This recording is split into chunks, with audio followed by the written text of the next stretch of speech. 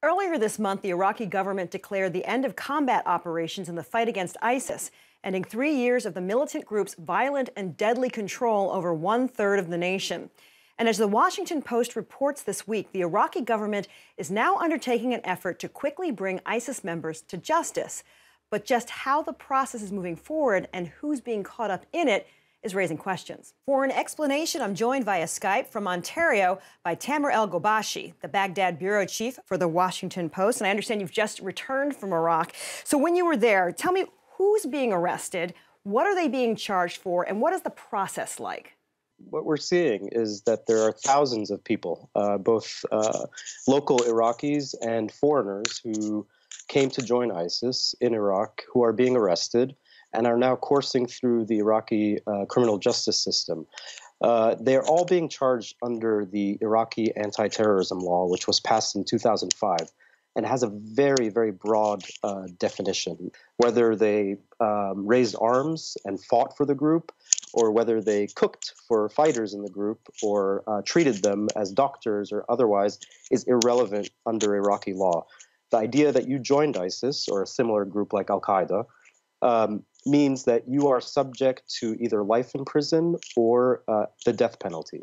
How long will these trials last? And is there anything that could be done to change the way this process is going forward? The UN has suggested that Iraq doesn't have the infrastructure in its legal system to handle these cases, saying that most of ISIS's crimes were crimes against humanity and war crimes and should be handled by an international criminal court, for instance. But so far, there is no momentum. In fact, it seems that from the very top of the Iraqi leadership structure with Prime Minister Haider al-Abadi, he has authorized that these trials be expedited in order to see justice served for the victims of ISIS. Tamer, how might these quick trials and these executions affect Iraq's stability?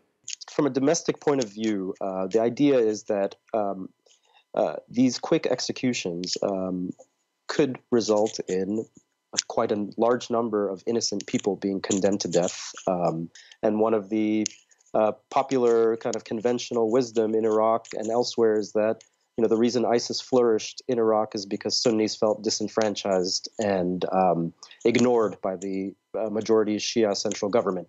So there might be a risk of further alienating Sunnis who feel like they were victims of ISIS and then were victimized once again by the Iraqi criminal justice system, which again does not appear equipped to or willing to allow people a fair trial to defend themselves against the charge of joining the group.